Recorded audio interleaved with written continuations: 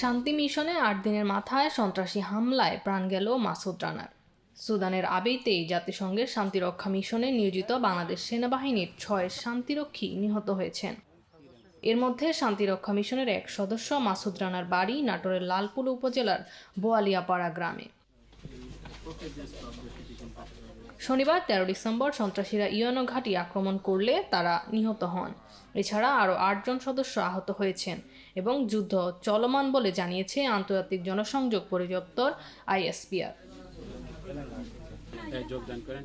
জানা যায় বোয়ালিয়াপাড়া গ্রামের মৃত সাহার মালিথার ছেলে মাসুদ রানা। তিনি গত 8 দিন আগে শান্তিরক্ষা মিশনে গিয়েছিলেন।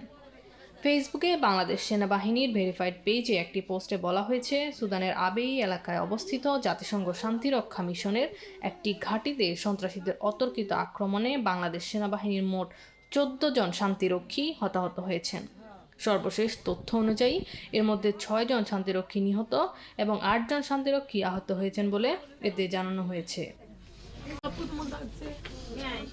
সেনাবাহিনী জানিয়েছে ওই এলাকায় পরিস্থিতি এখনও অস্থিতিশীল এবং সন্ত্রাসীদের সঙ্গে সংঘর্ষ চলমান। আহত শান্তিরক্ষীদের প্রয়োজনীয় চিকিৎসা ও উদ্ধার কার্যক্রম গ্রহণের জন্য সংশ্লিষ্ট কর্তৃপক্ষ সর্বাত্মক প্রচেষ্টা অব্যাহত রেখেছে। বোয়ালিয়াপাড়া গ্রামের সাহার উদ্দিনের ছেলে সেনাবাহিনীতে কর্মরত কর্পোরাল মাসুদ রানা। শোকে স্তব্ধ তার বাবা মা, স্ত্রী আখি, 8 বছরের মেয়ে আসনবা। অপেক্ষায় আছেন তার প্রিয়জনের মরদেহ পৌঁছানোর।